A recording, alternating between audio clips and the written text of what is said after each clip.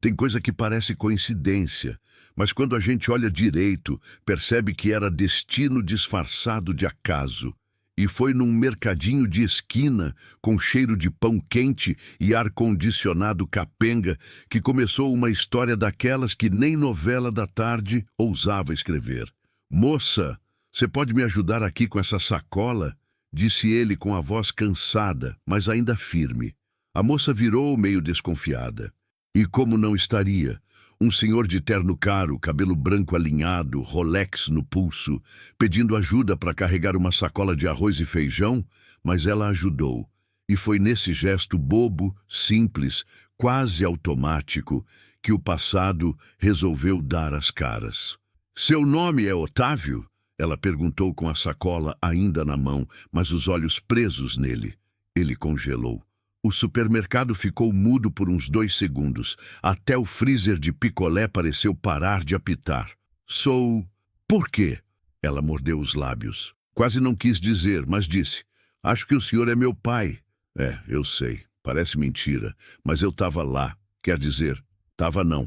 Mas conheço bem essa história. Otávio Fontes, 71 anos, viúvo há 3. Dono de metade das padarias da cidade e de um coração cheio de dívida com o passado. E do outro lado, uma jovem chamada Isadora, 25 anos. Cabelos ondulados, olhar de quem cresceu rápido demais.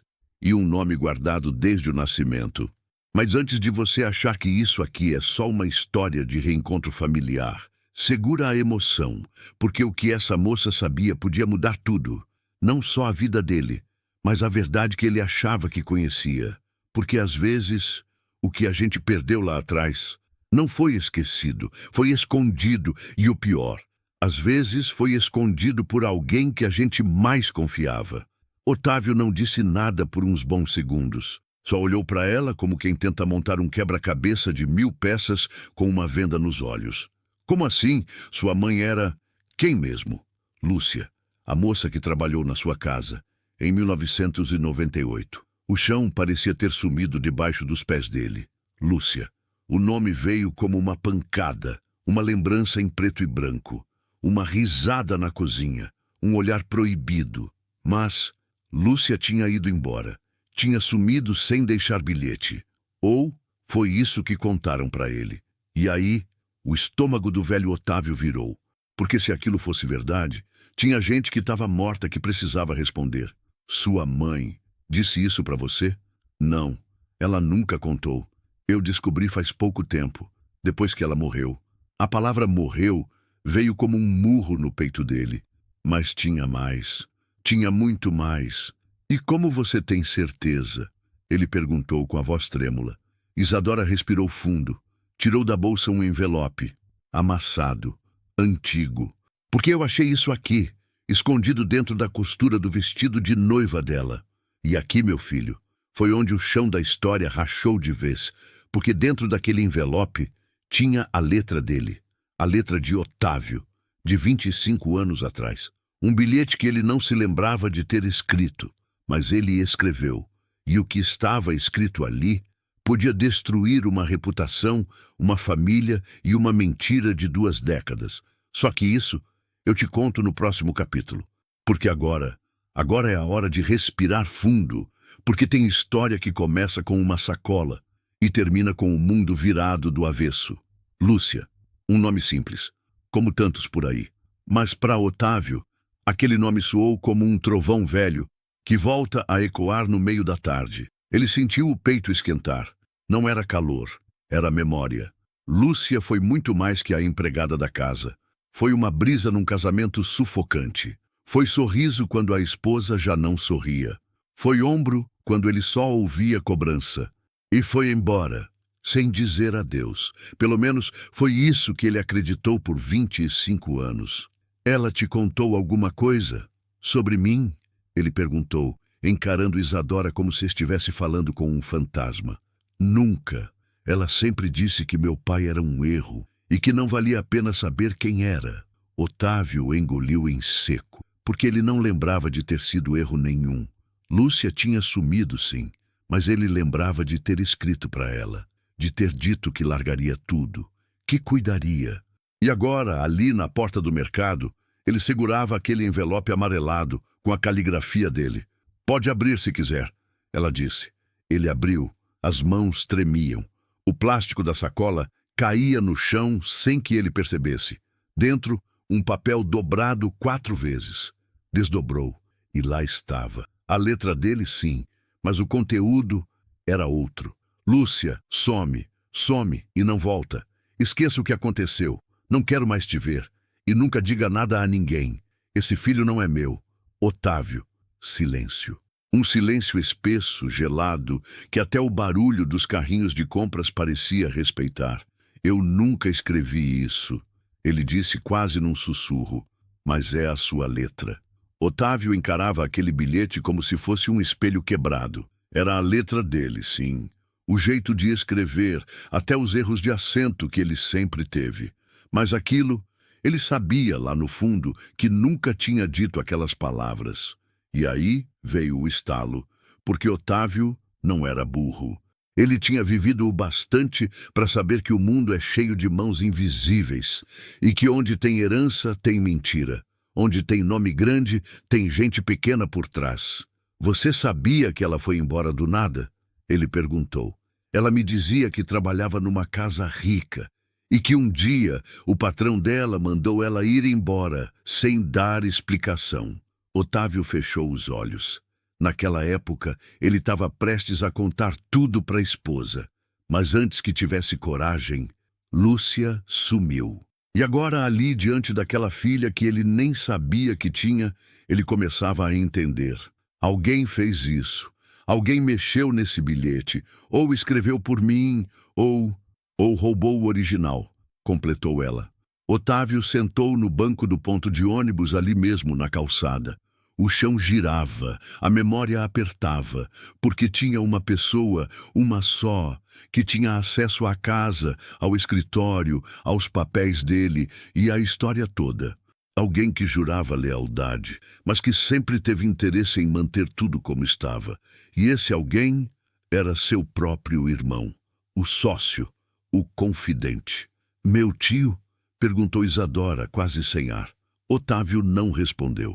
Só olhou para o horizonte como quem vê o passado tentando fugir pela porta dos fundos da memória. Mas agora era tarde, porque o passado estava de volta. E dessa vez tinha nome, rosto e bilhete. Só que o que Otávio ainda não sabia era que o bilhete era só o começo.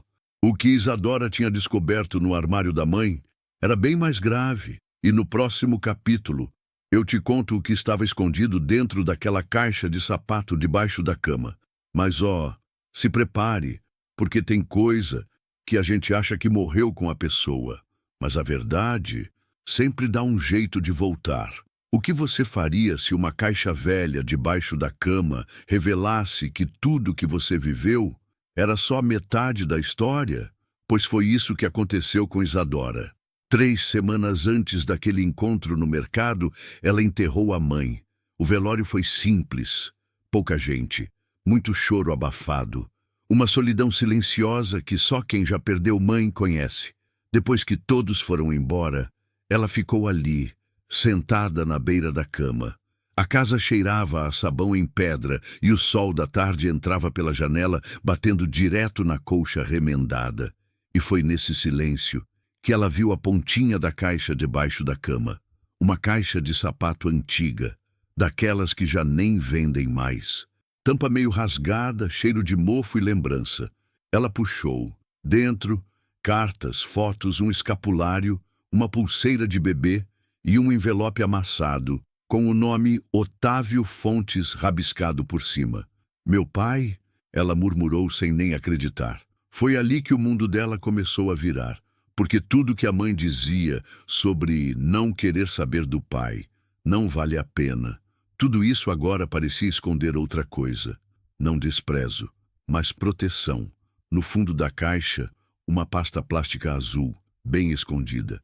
Dentro, documentos amarelados, certidões velhas e um papel que parecia importante. Assinatura reconhecida em cartório. Data, 1999. Era um testamento. Feito por Otávio Fontes, nomeando como beneficiária uma tal de Isadora L. de Souza. Mas como? Se ela nunca foi reconhecida oficialmente, se ela nunca teve contato, o que aquilo significava? Ela pegou tudo. Não contou para ninguém, nem para as amigas, nem para o namorado que vivia querendo salvar ela da pobreza como se amor fosse boleto.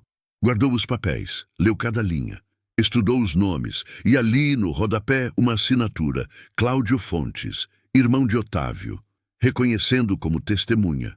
Ou seja, ele sabia desde o começo.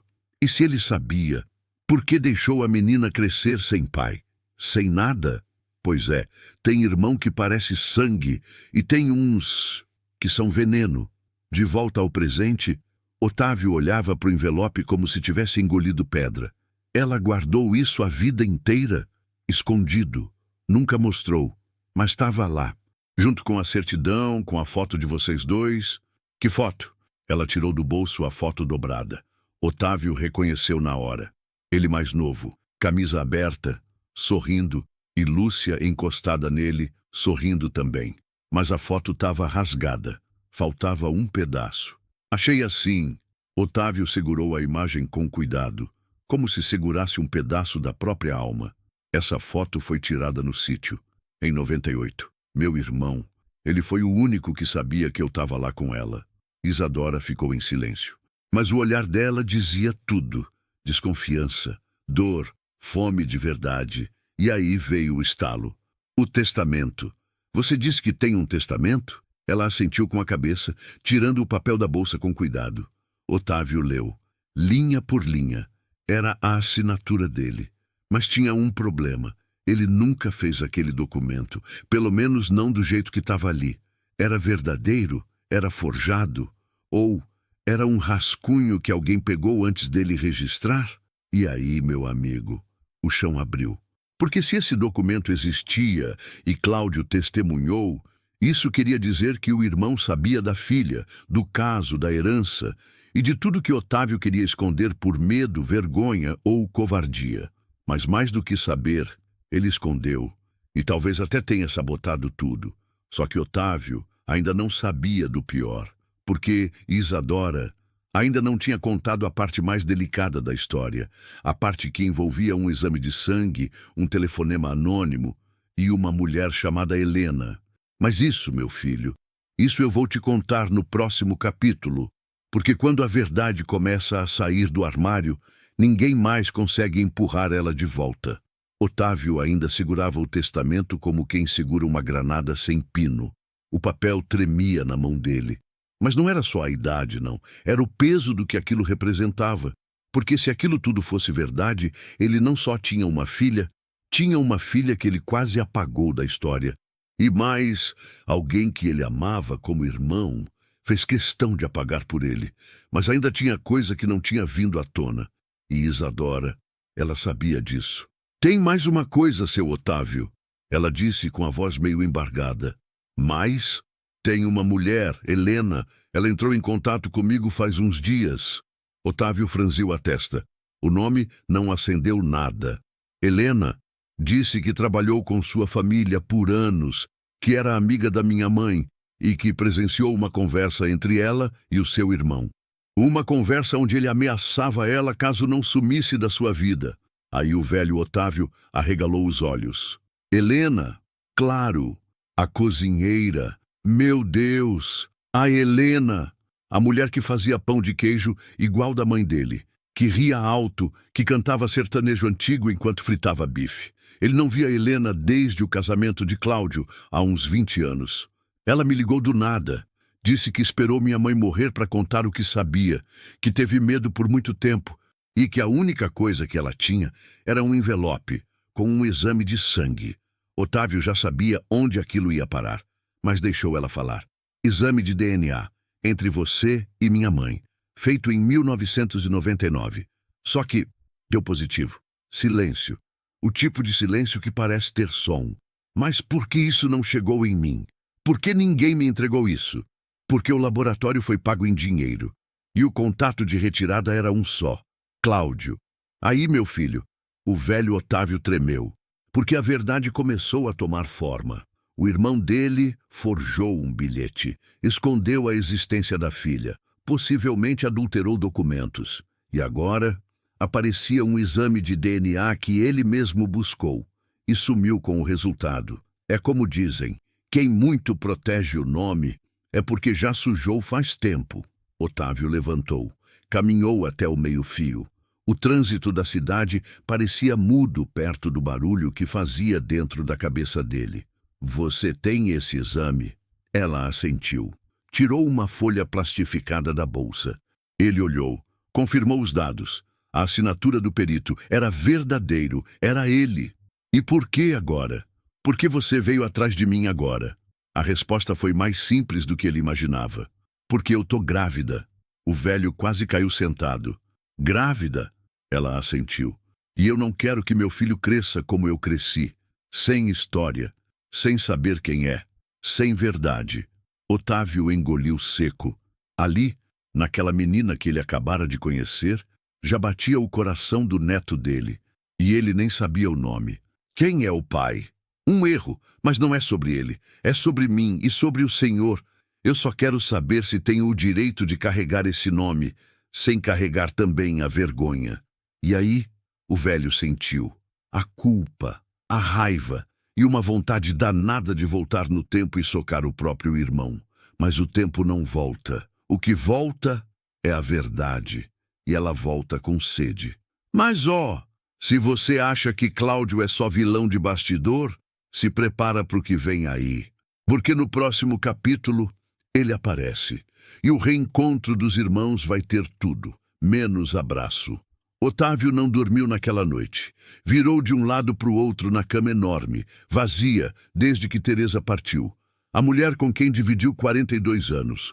2 filhos legítimos, um casamento de aparência e nenhuma confissão verdadeira. O ventilador de teto rangia. O relógio marcava 5:12 da manhã. E ele já estava de pé, camisa abotoada até o pescoço, sapato lustrado e uma pasta de couro na mão. Dentro da pasta, o bilhete, o testamento antigo, a cópia do exame de DNA e uma foto dobrada. Porque agora ele não queria mais só saber, ele queria confronto. Queria olhar no olho do irmão e perguntar com todas as letras. Por quê? A casa de Cláudio ficava num condomínio fechado, daqueles que têm mais segurança que hospital de presidente. Mas Otávio não anunciou nada, só apareceu. Parou o carro na porta da garagem e tocou a campainha como quem empurra o passado no peito dos outros. Cláudio abriu de bermuda de linho, café na mão, e aquele sorrisinho de canto de boca que ele sempre teve. Olha só, o fantasma apareceu. Otávio não respondeu, só entrou. Foi direto para a sala, sentou no sofá de couro e colocou a pasta na mesinha de centro. A gente vai falar de 1999. Cláudio sorriu de novo, mas agora o sorriso não era simpático. Era calculado, como quem joga xadrez com os olhos. Isso é coisa do bilhete? É coisa da minha filha. Cláudio congelou por meio segundo, mas se recompôs rápido. Engoliu o susto como quem engole veneno e finge que é licor. Ah, então a bastardinha apareceu. Otávio se levantou. O tapa veio seco, direto no rosto do irmão. Cláudio cambaleou, mas não revidou. Só limpou a boca com a manga da camisa branca e riu de novo. Pronto, agora se sentiu melhor. Otávio respirava pesado. A raiva subia pelo corpo feito febre. Você falsificou um bilhete, sumiu com um exame de DNA e mentiu para mim por 25 anos. Eu salvei sua vida, Otávio, sua reputação, sua empresa, seu casamento.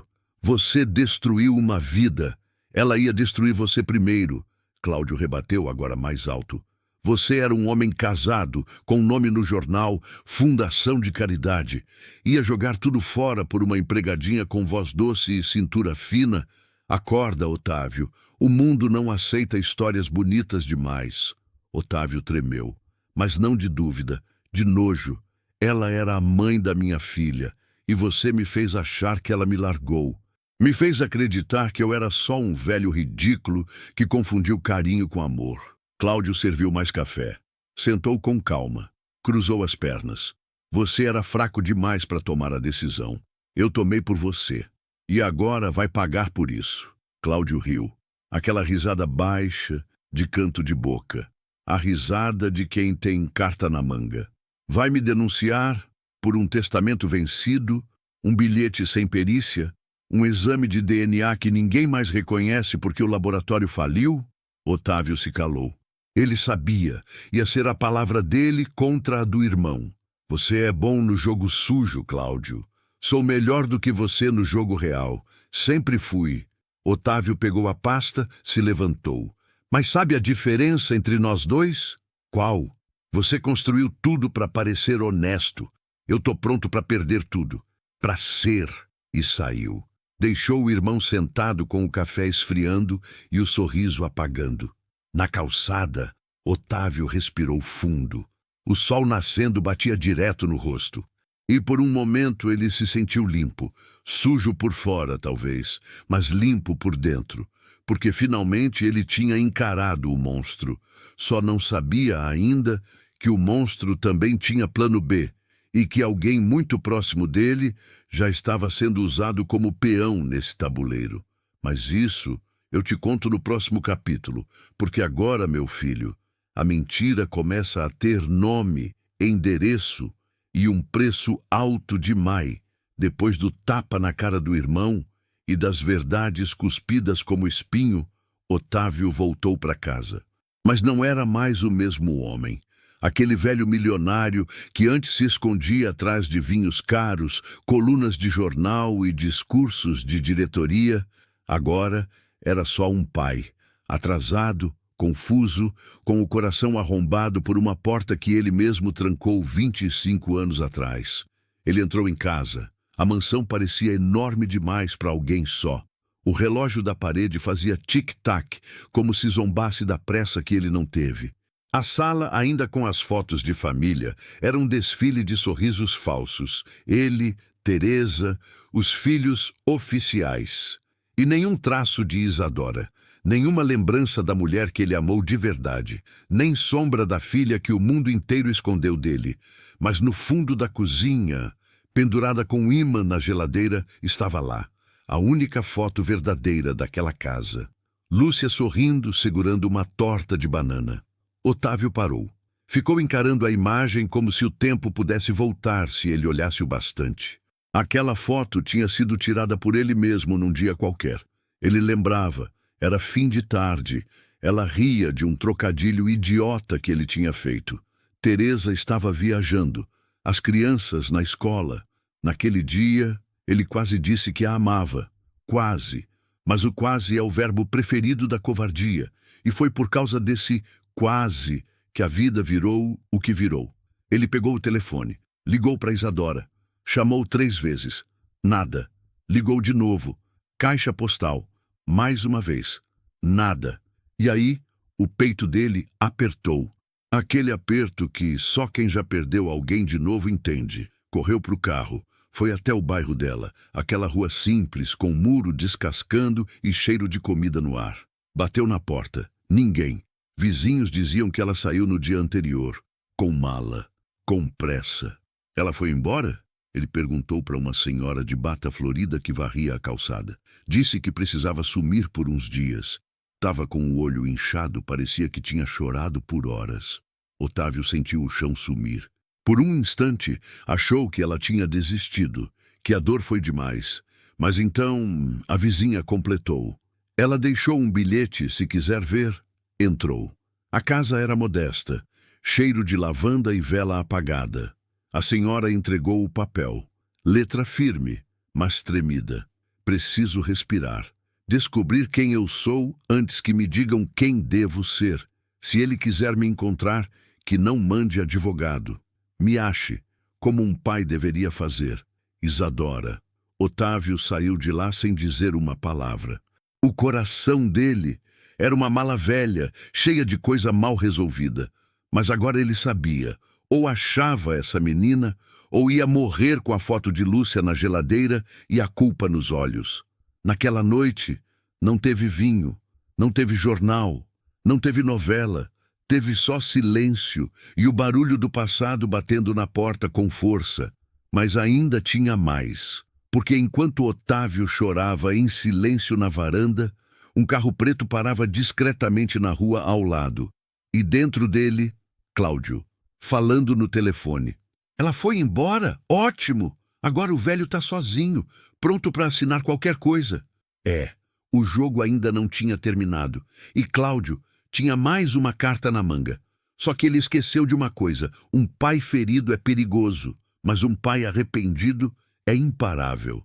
No próximo capítulo, a busca começa, e o reencontro pode vir com abraço ou com caixão.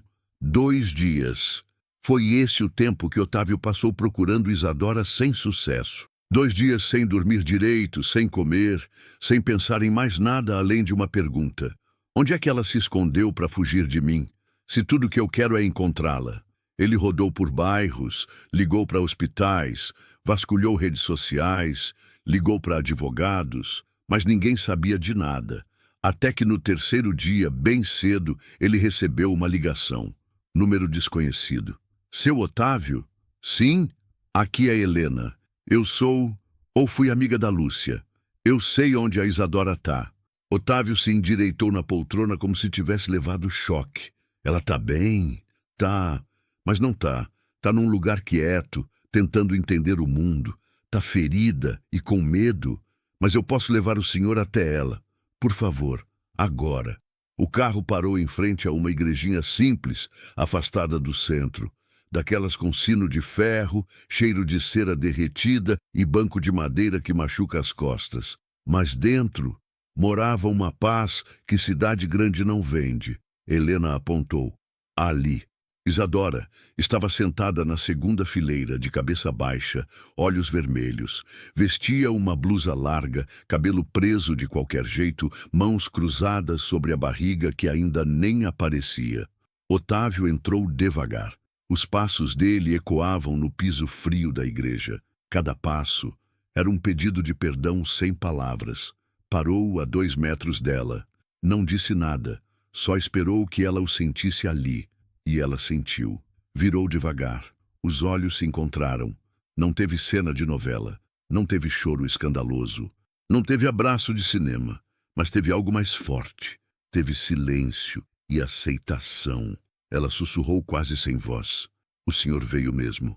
Eu vim e não vou embora. Ela respirou fundo. Os olhos marejaram, mas não caiu nenhuma lágrima. Eu achei que o senhor ia fazer o que sempre fez. Fugir. Dessa vez eu fugi foi de mim mesmo, para chegar até você. Ela baixou a cabeça, tocou a barriga.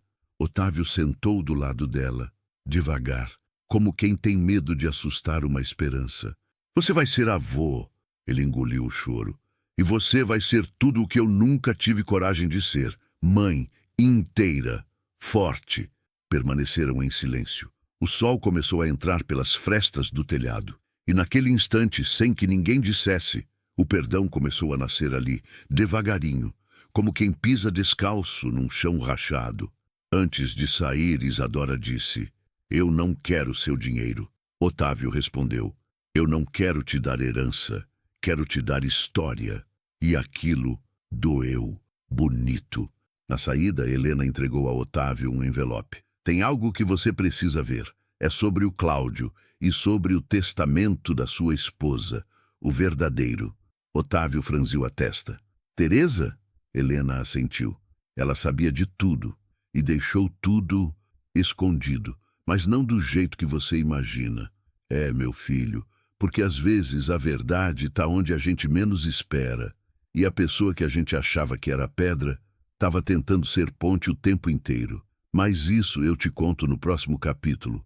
Porque agora o jogo muda, e o testamento verdadeiro pode mudar tudo. De novo, Otávio chegou em casa com o envelope nas mãos e o coração aos pedaços. Era um homem velho, cansado, mas com um fogo novo dentro do peito. Justiça.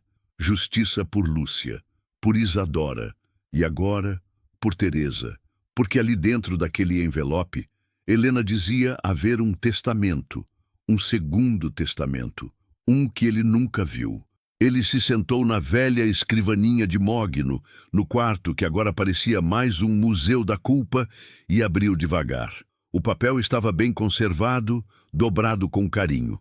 Primeira página. Testamento particular de Teresa Machado Fontes. Data: 2 meses antes de morrer. Otávio leu devagar. Cada linha era um soco, um sussurro, um espelho quebrado. Se estiver lendo isso, Otávio, é porque Cláudio falhou, e você finalmente criou coragem de olhar para trás. E a caligrafia dela era firme, elegante como sempre. Eu sempre soube da Lúcia, não pelos boatos, mas pelos silêncios, pelo seu cheiro quando voltava do sítio, pela leveza que só apaixonado tem. Eu não te culpo, eu te entendo. Otávio parou de ler. Os olhos dele tremiam. Teresa sempre soube, sempre calou, e mesmo assim ficou, continuou ao lado dele. Meu Deus! Ele sussurrou. Voltou ao texto. O que eu não entendo é como você permitiu que seu irmão tomasse decisões por você. Ele roubou nossa história, nos separou mais do que a traição. Ele sabia de tudo e me fez jurar silêncio, pela honra, pela reputação. Mas no fim, era só pela ganância. Otávio fechou os olhos. A garganta arranhava. A mulher que ele achava que tinha sido traída tinha sido cúmplice do silêncio, para protegê-lo. Mas não era só isso. Isadora é sua filha. Eu vi a foto, li o bilhete, sei da verdade, e deixei tudo preparado com a minha advogada. Se Cláudio tentar sumir com esse documento, saiba. Há uma cópia com a doutora Ruth Fernandes. Ela sabe o que fazer. E deixei meu último desejo registrado. Quero que a Fundação Fontes seja dividida entre seus filhos, todos, inclusive Isadora. Otávio levou as mãos ao rosto. Teresa, a mulher que ele traiu, tinha sido mais nobre que ele. Tinha deixado a porta aberta quando ele passou a vida trancando janelas. Na última página, uma carta. Não um testamento jurídico. Uma carta de mulher para homem. Otávio, talvez o amor não seja aquilo que a gente sente, mas o que a gente suporta em silêncio. Eu te amei como pude, e mesmo quando não te entendi, nunca te odiei. Só tive pena de ver um homem inteiro vivendo pela metade. Otávio chorou. Não chorou bonito, chorou feio. Nariz escorrendo, soluço preso, mão apertando a carta como se pudesse abraçá-la, porque naquele instante ele entendeu. O passado não perdoa covardes, mas às vezes dá uma segunda chance para quem decide encarar a dor. No fim da carta, um PS. Cláudio não age sozinho. Há alguém dentro da fundação ajudando ele, alguém próximo, mais próximo do que você imagina. E aí, o coração de Otávio disparou, porque ele sabia exatamente de quem ela estava falando. Mas isso eu te conto no próximo capítulo, porque quando a traição vem de dentro da casa, é sinal de que o veneno está no prato mais servido. A traição, meu filho, não costuma vir com faca. Ela vem de mansinho, com voz mansa, camisa passada e crachá de gente da sua confiança. Otávio sempre teve um braço direito na Fundação Fontes. Um homem discreto, eficiente, daqueles que lembram os aniversários dos funcionários, fazem café quando a copeira falta e usam palavras bonitas como ética e transparência. O nome dele? Márcio. 38 anos. Advogado interno da Fundação. Ex-estagiário que virou sombra de Otávio ao longo de 2 décadas. Só que Teresa, mesmo depois de morta, não deixava pontas soltas. No rodapé do testamento, uma anotação simples. Ver caixa de entrada. Pasta confidencial. Gravação 0704. Otávio foi até o escritório. Sentou diante do computador, que não ligava havia semanas. O login ainda era o mesmo. Fundador 2020. Digitou. Entrou. Pasta confidencial. Lá estava. E-mail com anexo de áudio. Coração acelerado. Deu play. Cláudio, ele tá mais fraco do que nunca. Dá para empurrar a fusão até agosto. A assinatura vai sair. Já falei com o pessoal do cartório. Tá tudo certo. Só preciso que o senhor mantenha a Isadora longe dele mais um tempo. Se ela descobrir a cláusula, Adeus, Fundação. Otávio pausou. A voz era inconfundível. Márcio. O mesmo que batia nas costas dele todo dia. O mesmo que entregava relatório com sorriso. O mesmo que levou o caixão de Teresa no ombro e chorou na missa. Era ele, falando com Cláudio, combinando fusão, escondendo cláusula, mentindo sobre a filha dele. Desgraçado! Otávio murmurou com os olhos ardendo. Abriu a pasta seguinte. Documentos pessoais. Lá estava. O contrato da fusão da fundação com um grupo internacional. Cláusula oculta, escrita em letra miúda, escondida no meio do anexo. A inexistência de herdeiros diretos do fundador implica repasse integral da instituição ao grupo holding BFR.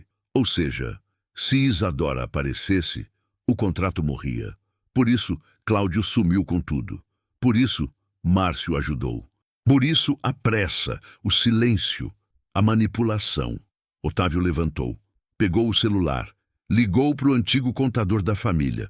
Preciso de uma perícia urgente e quero rastrear os últimos contratos assinados nos últimos 3 meses. Do outro lado, o contador ficou em silêncio. O senhor tem certeza? Tenho. Agora é pessoal. No dia seguinte, Otávio foi até a fundação. Chegou sem avisar. Márcio o recebeu com um sorriso profissional. Seu Otávio, não esperava o senhor tão cedo hoje? Otávio não respondeu. Só tirou o celular do bolso, abriu o áudio, deu play e olhou nos olhos dele enquanto a traição tocava em voz alta. Márcio congelou. Isso tá fora de contexto. Otávio avançou um passo. Não é o contexto que me interessa, é o caráter. Márcio tentou se recompor. Posso explicar? Pode sim. Pro juiz. Otávio respondeu tirando um envelope do paletó. Mandado de afastamento temporário. Assinado por um juiz amigo da família. Márcio saiu escoltado. Cláudio sumido. Mas a fundação, pela primeira vez em anos, estava nas mãos do verdadeiro dono. E ele sabia exatamente o que fazer com ela. Só faltava uma coisa. Encontrar Isadora de novo. Porque agora ela era a herdeira legítima, não só do patrimônio, mas da história. E essa história ia começar de novo. No próximo capítulo, a reconstrução. Mas antes disso, a visita que Otávio faz ao túmulo de Lúcia vai mostrar que o amor verdadeiro pode até morrer, mas a culpa fica viva para sempre. A manhã amanheceu fria, mesmo com o sol brilhando alto no céu. Era como se o clima tivesse respeito pelo que ia acontecer. Otávio se levantou sem pressa, vestiu um terno escuro, antigo, que não usava desde o enterro da esposa. Mas hoje não era dia de enterrar ninguém. Era dia de pedir desculpa para quem já não podia responder. O cemitério ficava na zona norte, pequeno, cercado de árvores retorcidas e sepulturas antigas. O túmulo de Lúcia era simples, uma lápide de mármore branco, sem foto, sem floreio. Só o nome, a data de nascimento e uma frase discreta. Ela amou em silêncio. Otávio parou ali, de frente, sozinho. Tirou o chapéu, passou a mão no rosto, respirou fundo e começou a falar, como quem desabafa com o vento. Você podia ter gritado, podia ter me xingado, me odiado, mas não. Você escolheu sumir e me deixou com um buraco que eu só entendi agora. Ele olhava para a pedra fria, mas os olhos enxergavam outra coisa. Lembrava da risada dela na cozinha, do jeito como ela limpava a testa suada com o dorso da mão, da última vez que ela tocou na mão dele e disse, a gente nunca vai poder, né? E ele respondeu, a gente já é. Mentira, não era, nunca foi, porque ele não teve coragem, não rompeu com a esposa, não enfrentou o irmão, não foi buscar. Ele ficou. Como muitos homens ficam, por comodidade. Eu descobri tudo, Lúcia. O bilhete, o exame, a filha, o irmão que você devia ter odiado, mas calou, a mulher que eu achava que não sabia, sabia de tudo, e eu aqui, o único cego da história. Ele se ajoelhou, colocou uma flor na base da lápide, uma flor branca, de plástico, que ele guardava desde 1999, sem nem saber por quê. Isadora. Ela é mais parecida com você do que comigo. Tem a sua força, sua braveza e a sua solidão também. Ele chorou. Mas não aquele choro escandaloso. Chorou como choram os homens que erraram muito, devagar e tarde demais. Queria que você visse ela. O jeito que ela anda, que fala, que me olha. É como se você tivesse voltado em carne e osso. Só para me lembrar de quem eu fui. Um senhor se aproximou. Cabelos grisalhos, roupa simples. Era o coveiro. O senhor conhecia a dona Lúcia? Otávio limpou os olhos. Amava ela. O coveiro assentiu. Ela vinha aqui todo mês. Sentava nesse mesmo banco. Ficava olhando para as lápides e dizia: um dia ele vem, nem que seja depois do mundo acabar. Otávio sorriu com tristeza. Ela sabia. Ela sempre soube que ele viria um dia, mesmo que tarde demais. Na saída, passou por uma árvore antiga, cravada no centro do cemitério, amarrado no tronco, um pedaço de fita azul, com um nome escrito à mão, Isadora. Era o nome que Lúcia escolheu, e pendurou ali, como promessa, como sinal. Otávio pegou a fita, guardou no bolso, e ali fez um voto novo. Eu não posso te amar mais, Lúcia, mas posso amar o que você deixou para mim. E virou as costas, com os olhos cheios d'água e o coração finalmente cheio de verdade. Mas o que ele não imagina é que o neto que ele tanto espera pode nunca nascer. Otávio voltou do cemitério com uma coisa no peito que ele não sentia há anos: paz e propósito. Era como se, depois de tanto esconder, mentir e fugir, ele finalmente tivesse algo verdadeiro para carregar. Não era herança, não era cargo, não era prestígio, era uma filha, era um neto, e ele queria fazer direito dessa vez. Queria estar presente, pagar as dívidas do coração, ser avô de verdade, não só no nome. Nos dias seguintes, ele e Isadora se encontraram de novo. No começo, o clima era de distância, desconfiança. Ela sempre olhando como quem mede cada gesto. Mas Otávio era insistente, não com gritos, com presença. Levava sopa na marmita, esperava na porta do cursinho. Sentava na calçada só para conversar sobre coisa nenhuma. Até que um dia, ela sorriu de verdade. O senhor vai mesmo ficar por perto, é? Agora é você que vai ter que me aguentar. Mesmo que eu ronque, esqueça a data e vista meia trocada. Ela riu. E foi a primeira vez que ele viu nos olhos dela confiança. Na semana seguinte, marcaram o primeiro ultrassom. Otávio quis ir junto. Se eu perdi o início da sua vida, me deixa pelo menos ver o início da vida dele. Ela concordou. Um pouco relutante, mas foi. Sala fria, cheirando a álcool e ar-condicionado. A médica era simpática, de voz suave.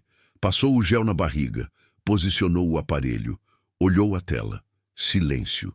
Isadora olhava para o teto, nervosa. Otávio, de mãos dadas com ela, apertava sem perceber. Tá tudo bem? Ela perguntou. A médica não respondeu de imediato. A imagem do bebê não aparecia nítida. O som do batimento não vinha. Doutora? A médica suspirou. Virou-se devagar.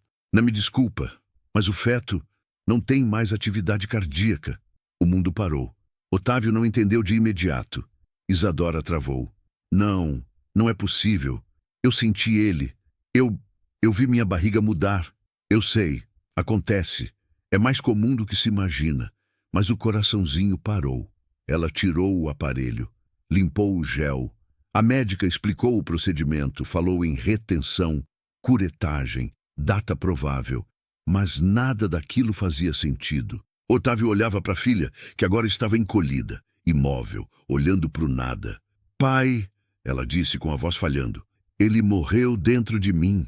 Otávio segurou a mão dela, forte, firme, mas dentro dele, o chão desmoronava. Era como se a vida tivesse lhe dado um presente e arrancado antes que ele pudesse abrir. Chegaram em casa sem dizer nada. Isadora trancou a porta do quarto e lá dentro chorou como só uma mãe que perdeu sem conhecer consegue chorar.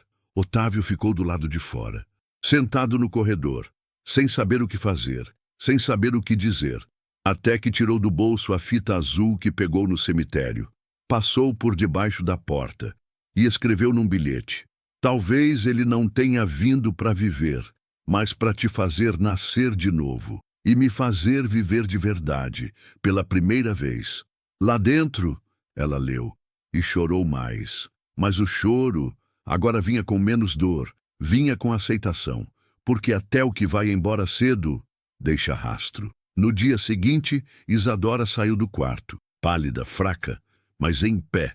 Olhou para o pai e disse: vamos construir a fundação de novo, não pelo dinheiro, pelos nomes que tentaram apagar.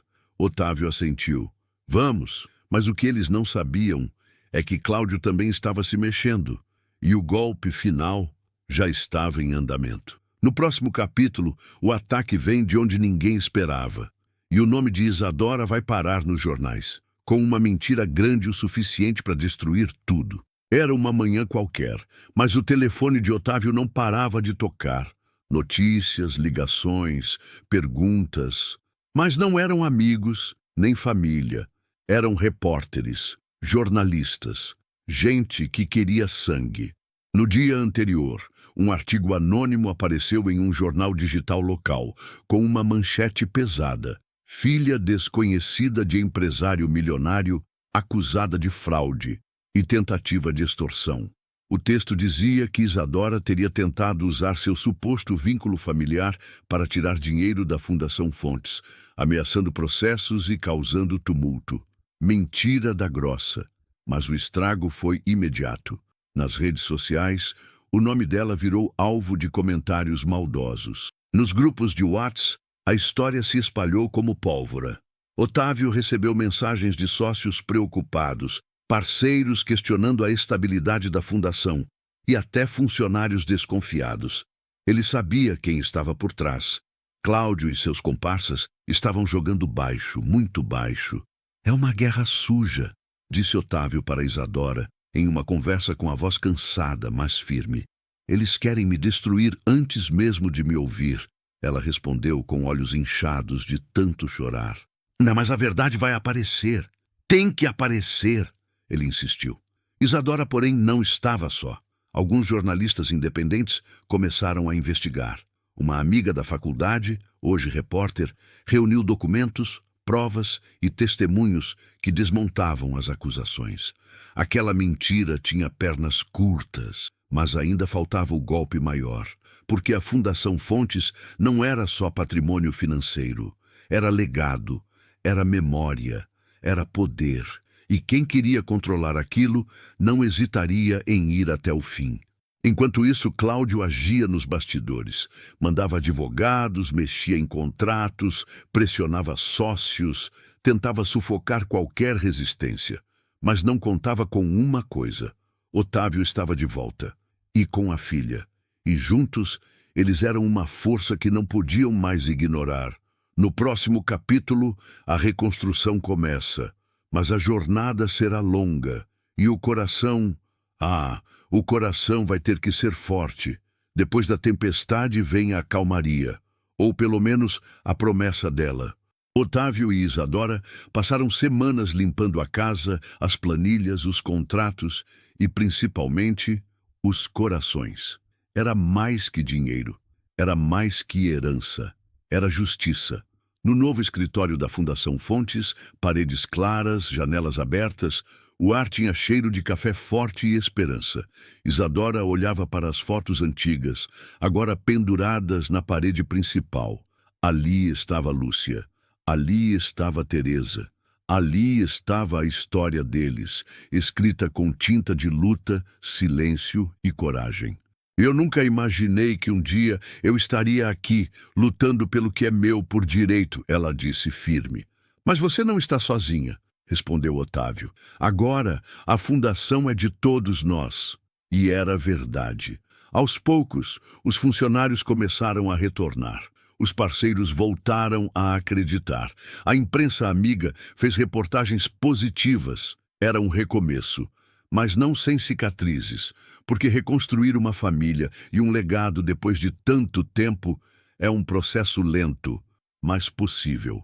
E enquanto isso, no fundo da cidade, alguém observava.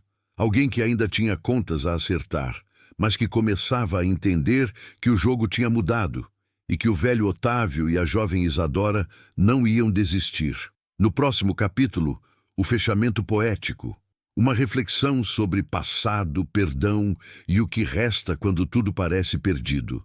Sabe, meu filho, tem coisa na vida que a gente não escolhe entender na hora. Tem dor que parece castigo, tem silêncio que é prisão. Mas também tem a hora da ponte. Aquela ponte que liga o ontem ao amanhã e que a gente só consegue atravessar quando baixa a guarda. Otávio e Isadora começaram a construir essa ponte juntos, com passos lentos, com erros, com dúvidas, mas também com coragem. Porque família, meu filho, não é só quem nasce junto, é quem escolhe ficar. Numa tarde quente de verão, sentados na varanda da mansão que agora começava a parecer lar, Otávio soltou uma daquelas frases que só um velho sabe dizer. Dizem que quem procura acha, mas ninguém avisa que o que a gente acha pode ser pior que o que perdeu. Isadora sorriu. Mas também pode ser melhor, não é? Ele assentiu. Tem gente que nasce invisível, mas não nasceu para viver apagada. Eles ficaram em silêncio, olhando o horizonte. O sol caía devagar, tingindo o céu de laranja e púrpura, e naquele instante o passado parecia finalmente descansar. Porque no fim, a gente aprende que o maior legado não é dinheiro, é verdade, é amor, é coragem para recomeçar, e principalmente é saber que mesmo quando a história é cheia de sombras, sempre tem um raio de luz para guiar a gente de volta para casa. No próximo capítulo, o desfecho. Um convite para o espectador carregar essa história consigo. Já diz o ditado, tem gente que nasce invisível, mas não nasceu para viver apagada. E olha, meu filho, Otávio e Isadora são a prova viva disso. Depois de tanta mentira, tanto silêncio, tanta dor guardada às 7 chaves, eles finalmente encontraram o que parecia impossível, a verdade. Não aquela verdade bonita de novela, com final feliz perfeito.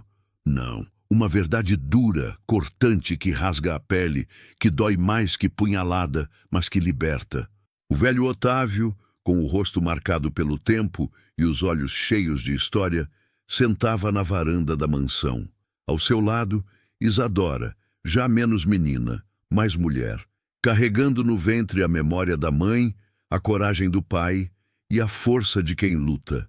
O vento da tarde brincava nas cortinas, trazendo cheiro de café coado e promessa.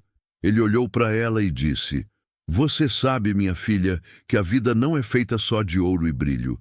É feita de poeira, de chão duro, de tropeço e queda.